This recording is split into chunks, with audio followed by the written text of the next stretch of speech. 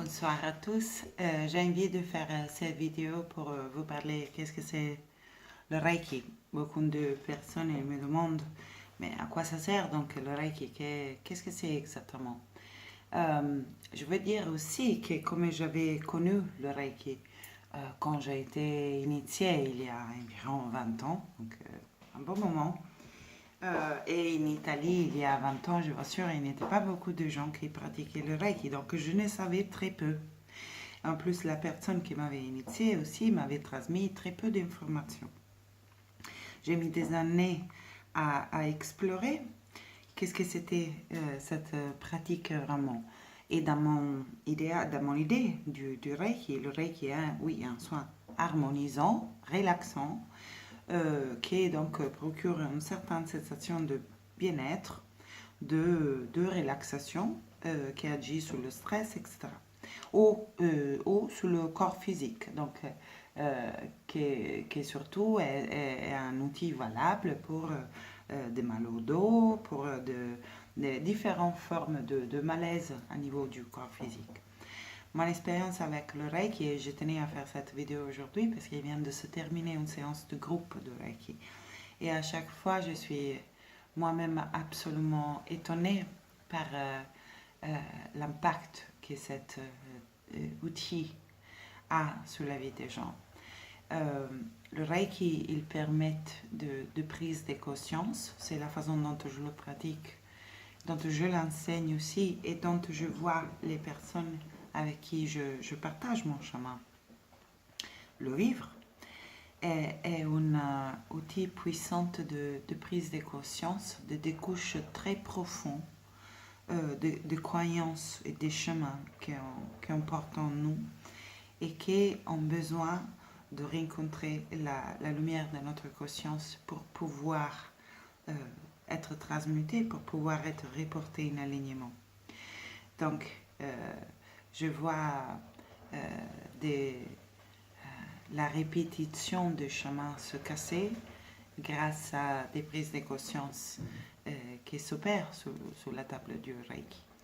Et tout ça, ce que je trouve absolument magique et qu'au moins dans un premier temps, ça n'est pas quelque chose qui ça se dévoile à travers la parole ni à travers notre faculté logique analytique.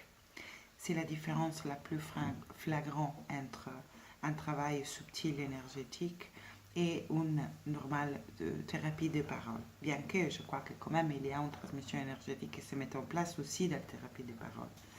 Mais dans le Reiki, j'étais absolument étonnée, encore, ça m'étonne, que cette prise de conscience se mette en place à travers l'imposition des mains, à travers une canalisation d'énergie qui nous traverse pour aller rencontrer le champ de le recevant et à travers cet moment de canalisation, il y a une clarté que ça se fait, parfois soudanée, parfois progressive à travers plusieurs traitements ou autotraitements. Donc il était le témoignage d'une personne qui vient d'être initiée au Reiki.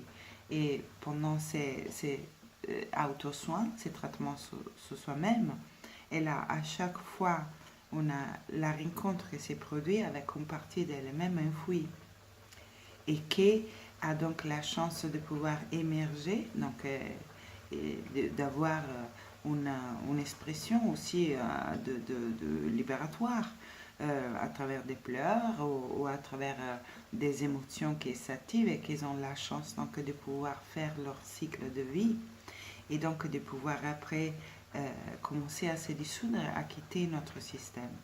Et cette personne, elle témoignait aussi de les prises de conscience qui se mettent en place pendant l'auto-soin, l'autotraitement et qui à chaque fois sont absolument flagrants dans les moments de le traitement sous des autres. Comme je vis le Reiki, et que le Reiki va s'exprimer d'une façon très particulière pour chacun de nous. Parce que bien que c'est une énergie universelle, elle rencontre quelque part le praticien et s'exprime d'une façon unique à travers les dons, les capacités, les péculiarités de chacun de nous. Personnellement, le Reiki produit à chaque fois que je canalise pour quelqu'un une réception d'informations par rapport à la personne que je traite. Donc, et la prise de conscience dans ce cas-là est en quelque part reçue par moi et je la transmets après en forme de parole à la personne qui reçoit. Qui évidemment, il reste dans son pouvoir de prendre ou pas l'information que je donne. Mais pendant la canalisation, est vraiment comme si un download s'opérait. Donc je peux aller à toucher énergétiquement et avec ma conscience des zones très profondes de l'inconscient de l'autre. Et donc pouvoir donner des clés de compréhension par rapport à ce que la personne est en train de vivre. Et qui vont au-delà du niveau de perception mentale qu'on a et que c'est souvent assez loin d'où se situe vraiment la racine d'une condition, que ça peut être physique, d'une condition de vie, de la répétition d'un chemin. Donc, est une couche très profonde qui émerge à la conscience à travers la pratique du Reiki.